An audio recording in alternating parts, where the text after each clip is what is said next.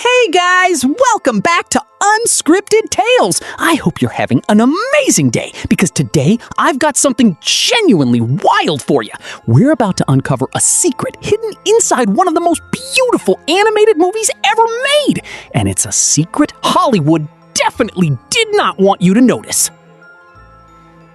You know Corpse Bride, right? Tim Burton's gorgeous stop-motion film about a dead bride who rises from her grave? Well, get this.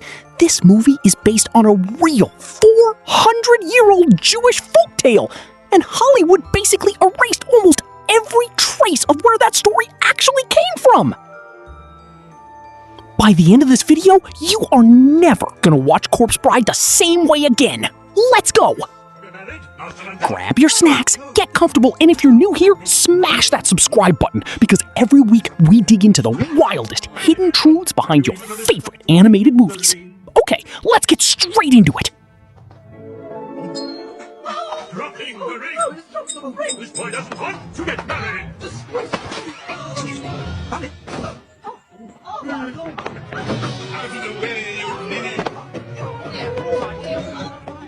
Quick recap for anyone who hasn't seen it. Corpse Bride, 2005. Tim Burton. Victor's a shy guy about to marry Victoria in this arranged transactional marriage between two families. While he's out in the forest, nervously rehearsing his wedding vows, Victor accidentally slides his wedding ring onto what he thinks is just a tree branch. Except, plot twist, it's not a branch! It's a skeletal finger sticking out of the dirt! And boom, a woman rises straight out of the ground. Emily, the corpse bride, in her full wedding gown, absolutely convinced that Victor is now her husband. From there, we get this gorgeous, emotional love triangle between Victor, Victoria, and Emily. It's beautiful, it's tragic, it's one of Burton's most iconic films. But when I dug into where this story actually came from, guys, I was not ready for what I found. Here's where it gets absolutely fascinating. Corpse Bride was not a Tim Burton original idea. It's based on a centuries-old Jewish folktale called The Finger. This story was recorded in a 17th century text called Shivhei ha-Ari, and it's tied to a real historical figure, Rabbi Isaac Luria, a scholar from the 1500s who's considered one of the founding fathers of Kabbalah, Jewish mysticism. In the original tale, a young man named Reuben is walking through the forest with his friends the night before his real wedding. They find something that looks like a root sticking out of the ground. Half joking, Reuben slides his wedding ring onto it, pretending he's marrying it just for laughs. Except it wasn't a root. It was the finger of a dead woman, and she rises from the grave, convinced this joke just made her his wife. And here's the real shock, because in the original folktale, this corpse bride is nothing like the gentle, heartbroken Emily from Burton's movie. She's terrifying, she's violent, she's screaming, demanding her marriage be honored, absolutely furious that anyone would try to deny her.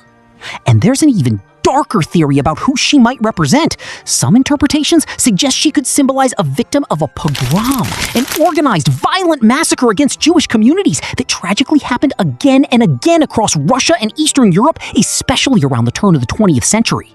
Which means this story might not just be a spooky folk tale about ghosts and weddings, it could be an echo of real historical trauma inflicted on real people. In the original ending, Rabbi Luria himself steps in, rules using religious law that the dead have no claim over the living, and the marriage gets annulled. Reuben's freed, and the corpse bride goes back to her grave. And now, here's the part that genuinely blew my mind. Tim Burton took this deeply Jewish story, tied to a real rabbi, real religious law, real historical trauma, and completely stripped away that identity. He moved the whole setting to Victorian England. He removed every religious element, every single cultural marker connecting it back to its Jewish origins, gone. And in interviews, Burton literally said he wasn't that interested in the real ethnic or cultural roots of the tale. What interested him was just, quote, the fable aspect of it. So think about that. A story rooted in real religious history, possibly echoing a real historical tragedy against an entire people, got smoothed over into a universal fairy tale, specifically so it could sell easier to a wider Hollywood audience. And that raises a massive question. How many folktales from how many specific cultures get taken by Hollywood and stripped of their identity just to become easier, safer, more marketable stories? Let's lay this out side by side, because the contrast is wild. In the original folktale, the Corpse Bride is frightening, aggressive, possibly a symbol of real historical violence. The story is a serious religious warning about the weight of vows and promises. In the movie, Emily's sympathetic, romantic, tragic. We fall in love with her right alongside Victor. And in the end, she doesn't rage or fight. She chooses to let go, sacrificing her own happiness so Victor can live his life with Victoria. Burton completely flipped the meaning of this story, from a dark religious cautionary tale into a story about selfless love and sacrifice. As filmmaking, genuinely brilliant, but culturally, the original story basically vanished. And this isn't about canceling Corpse Bride or saying Tim Burton did something malicious. I don't think he did. But it's a perfect example of something that happens all the time in Hollywood. Folklore and mythology get borrowed from specific cultures, then reshaped into something more universal, more marketable. And in that process, the origin, the people, the history behind the story quietly gets left behind. Corpse Bride is stunning. It's genuinely one of the best animated films ever made.